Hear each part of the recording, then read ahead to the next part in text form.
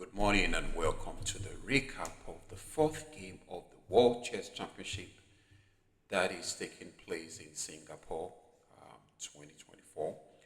After a rest day by the players, they went right back to business, and the round four game saw the world champion Ding Liren on the white side, while the challenger was on the black side. So this was a point spawn opening, some kind of irregular stuff. What I mean by irregular stuff is not the normal kind of opening you normally see among the top players. So this was very well.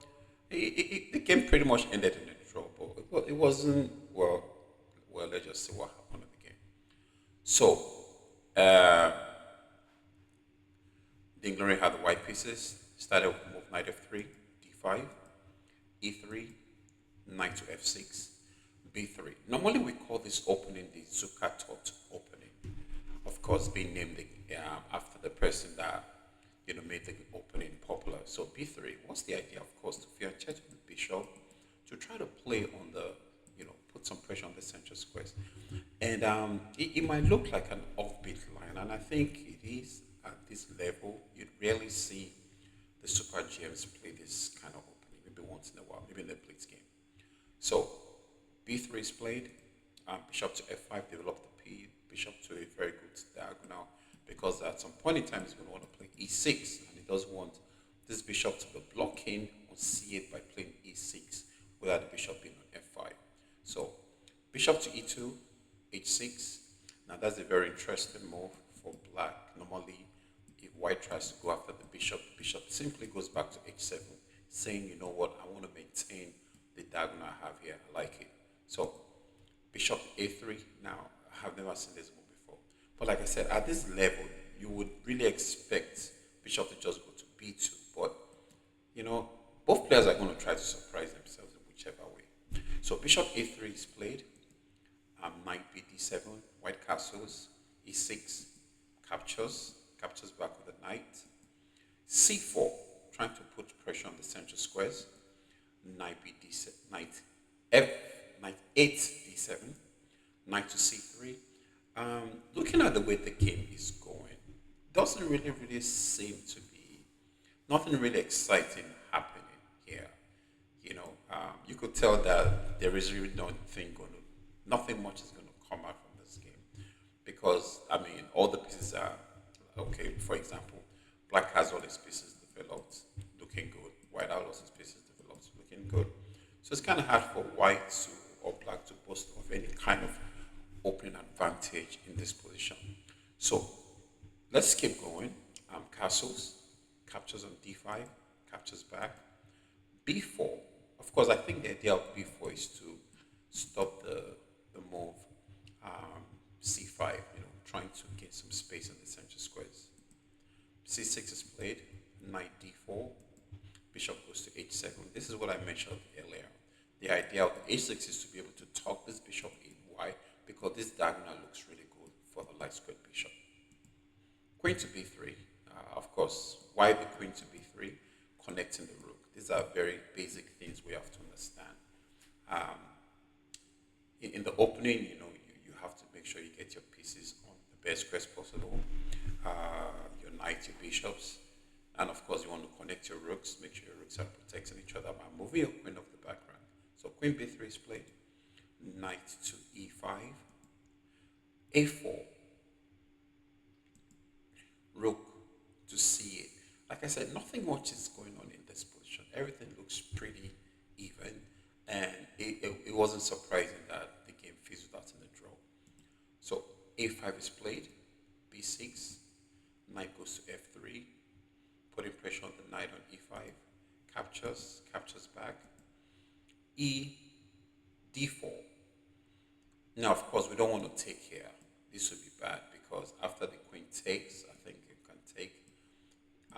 White's going to have to worry about the backward d pawn, so we don't want to do that. So what does the world champion do here? After the move d4, knight goes to e2, captures on e3, captures back with the d pawn. Another move here, you want to use capture of the d pawn, not the f pawn. You don't want to isolate your pawns, especially when you're approaching the end game. So, bishop to f to e4. Like I said, all pieces are being exchanged. At some point in time, they would have to just call the truce and game ends in the draw. Bishop to e4 is played. Rook to d1 attacks the queen.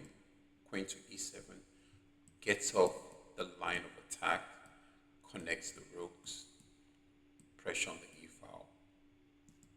Bishop takes, knight takes on b6, it captures back. Knight to c3. You could really tell this game is just really moving towards being a draw. Not an exciting game, but hey, it's a world championship match, so whatever we see, we just have to take it and roll with it. So knight c3 is played, rook to d8, rook f d8, captures on e4, queen captures back. h3, creating a luft, just like black already had a luft. Luft pretty much means when you have a possibility of moving your pawn, one of the 3 pawns in front of your king, so that your king can get out anytime there is a check on the back rank, which can be either on here or over there. So c5, of course, more exchanges are coming, captures. Rook c1, putting pressure on the weak pawn on c5. Queen to e5, protecting the pawn on c5. Queen c2, protect attacking pawn on c5. Rook to d5, more protection on the pawn. g3 is played. f5, king g2, king h7, queen to c4, queen goes to d6, pawn push e4, and after the move a4, black plays rook e5, I think.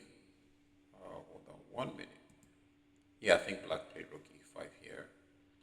I mean, like, nothing much going on in this position, especially with the position really pretty much in the end game right now, with the very limited amount of pieces. Even myself, I can draw this game against Ding Liren or Gukesh, whoever it is. Rook e5 is played, captures on f5, captures back. Queen pins the rook to the king. Queen attacks the queen, pinning the rook to the king. Queen takes, rook takes, king f3, king g6, king to e4, check, moves back. King attack, protects the pawn, attacks him, check, moves back. Rook d5, king e4, check, moves back. And game ended in a draw. Well, what if the king moves to e5? I think we have, what do we have? Do we have rook to d2? Yeah, I think we have rook to d2, putting pressure on this pawn. So that's about it. So that's the fourth game of the World Chess Championship match. So 4 games have already been played. We have 10 more games coming up because this is a 14-round match. Yeah, there are 14 rounds. So there are still 10 more games coming up. So the next game we are going to have, Ding Liren is going to be having the black pieces against Gukesh. Let us see what Gukesh is going to make out of this. And I also have to add this. I would be making some more videos on my own games that is actually going on in Charlotte right now, the US Masters. Haven't had time to do that yet. But anyways, see you all soon, very soon, tomorrow, by the grace of God. Take care, God bless, and stay safe. Bye for now.